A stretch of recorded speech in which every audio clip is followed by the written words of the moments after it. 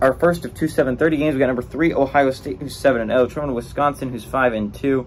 Ohio State favored by 14.5 on NBC. Kyle McCord has gone 131 and 205, thrown for 1,937 yards, 12 touchdowns to 1 interception. Trevion Henderson, who should be back for this football game, has had 44 carries for 295 yards and 5 touchdowns. And Marvin Harrison Jr. has been the offense. He's had 42 catches for 766 yards and 6 touchdowns. Tanner Mordecai, yes, he's still the leading passer for Wisconsin. Eventually it'll be taken over, but I don't know if we're going to be talking about another Wisconsin game this year until a bowl game, so we'll see. He's got 114 to 179, thrown for 1,127 yards, 3 touchdowns, 3 interceptions. Braylon Allen's had 120 carries for 704 yards and 8 touchdowns on the ground.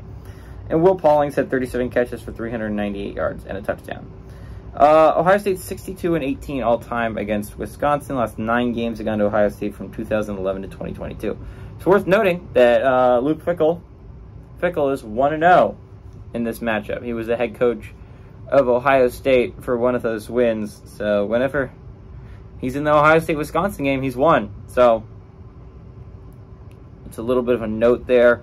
I think this game is interesting, right? Because there is a chance. I think Ohio State is a better football team than Wisconsin. I think they're a significantly better football team than Wisconsin. But Wisconsin's at home.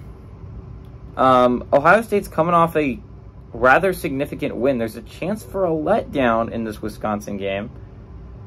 I would not be surprised if Wisconsin was tight with them early, right? This is a good Wisconsin defense, and I'll be honest, outside of Marvin Harrison Jr., there hasn't been a lot happening on the Ohio State offensive side of the ball.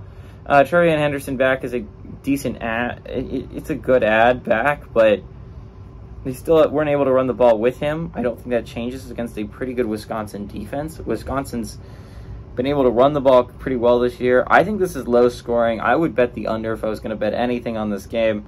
I think Ohio State wins, and I'm going to be honest, I think they end up covering. I think they get a backdoor cover.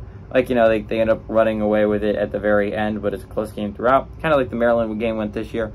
I think that's what happens in this game, but I'd like Wisconsin to keep it close for the majority of the game.